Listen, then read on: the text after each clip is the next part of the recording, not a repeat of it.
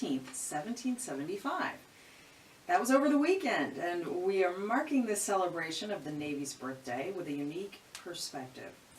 In any branch of service, for women, racial minorities, LGBT troops, serving can often be an isolating, sometimes frightening experience.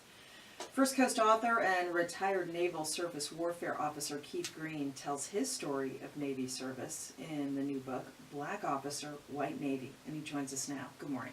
Good morning.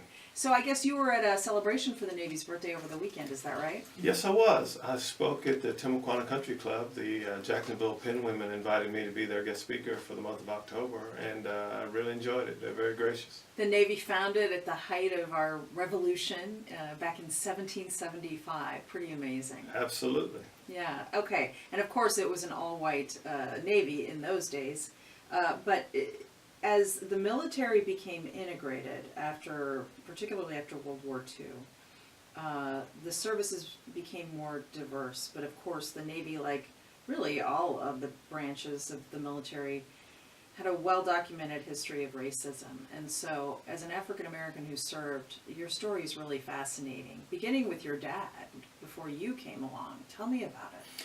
Well, my father served in Korea. He was a paratrooper. He joined the Army at 17. His father died when he was 12 in a VA hospital. And my father joined the Navy at 17. And 17. And he wound up spending about 15, 16 years in the Navy. He told me when I came in, I said I was going to join the Navy. I'm not going to sign the papers for you to join because the Navy's too racist. Mm-hmm. And I said, no, that's changed. Admiral Zumwalt, the CNO, has said that those days are over. There's no black Navy, there's no white Navy, there's only one Navy. It took just a couple of years for me to figure out my father did have a bit more insight than I realized. What happened to you after you joined up? Well, I went to my first school as a mineman, a Navy mineman. I was one of the very few black young men that came in that got a guaranteed A school. And I was gung-ho. I bought the t-shirt, had the hat, drank the Kool-Aid. But once I got into mineman A school in Charleston, South Carolina, I was hit pretty quickly with the blatant racism. I qualified for accelerated advancement. I was the number 2 student in my class. They changed my grade so that I didn't get the honor roll, and then they told me that I couldn't accept the accelerated advancement. What year was this? This was 1975. Okay. This was a few months before the Navy had its first affirmative action plan. Okay. So how did you react to that? Well, I was young and green. I didn't know what to do, so I went to my reserve unit. And when I checked into my reserve unit, the personnelman there at the desk looks up from my record, surprised, and says, "Hey, you qualified for accelerated advancement to E4. Why didn't you take it? Did you know that?" I said, "Yes." And he said, "Well, why didn't you take it?" I said, "Well, they told me I couldn't get it." And he looked at me with this quizzical look, and I knew that I'd been lied to.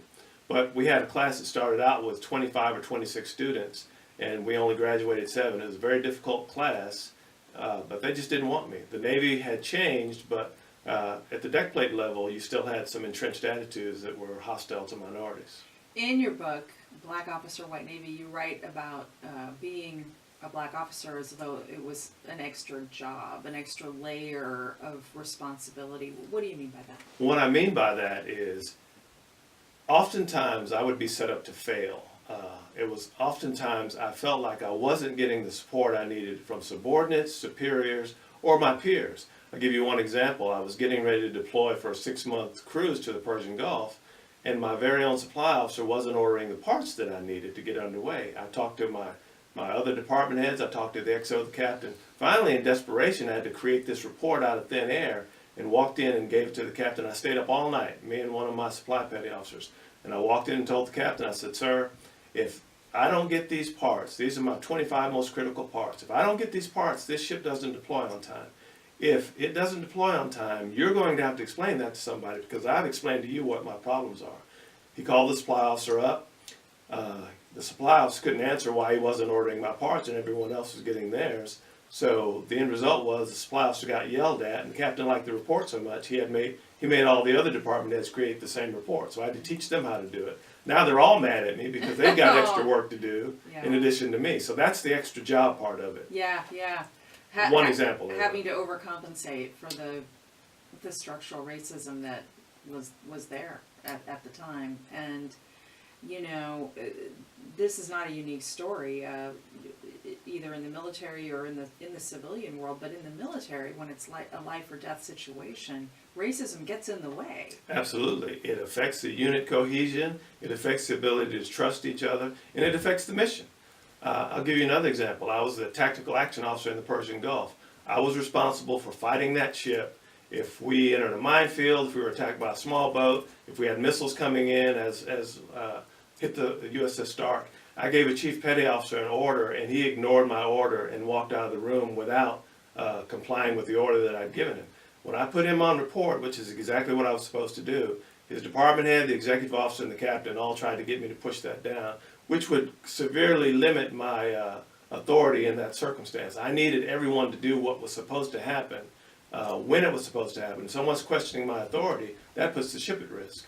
Well, how do you feel the Navy is doing today on these issues? I think the Navy, I'm worried that the Navy might be going backwards, both on the racial issues and also on the female issues. Just yesterday, or just Friday, on the day before the Navy's birthday, the Chief of Naval Operations was chastised by the DoD Inspector General for failure to properly handle some sexual harassment and sexual assault complaints against an officer on his staff.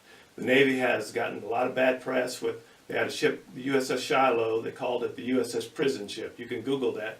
The captain refused to allow his crew to celebrate Black History Month. He was handing out bread and water like it was candy.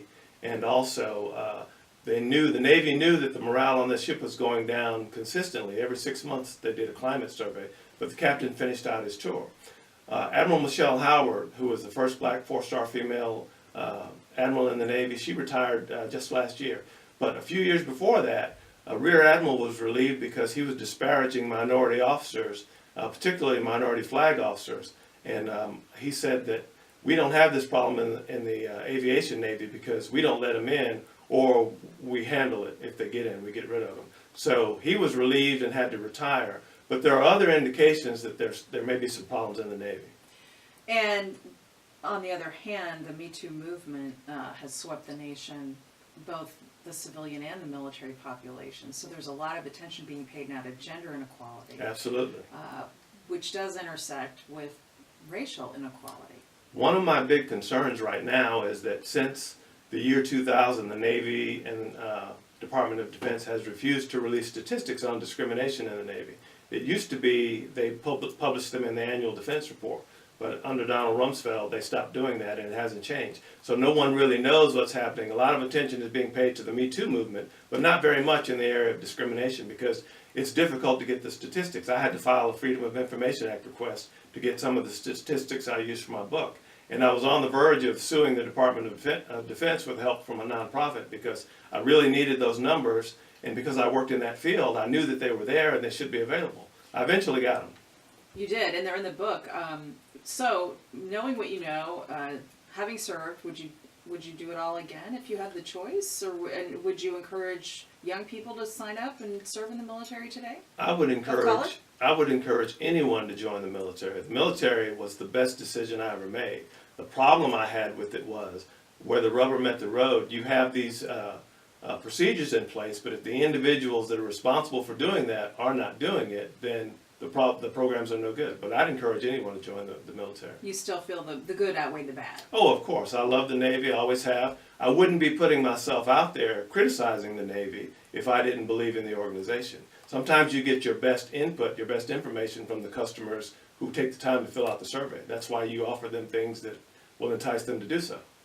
Well, the new book is Black Officer, White Navy by Jacksonville's own Reuben Keith Green. Thanks for being with us. Thank you very much for having me on the show. Happy birthday, Navy. Thank you. A lot of Navy people out there. Still to come, Cole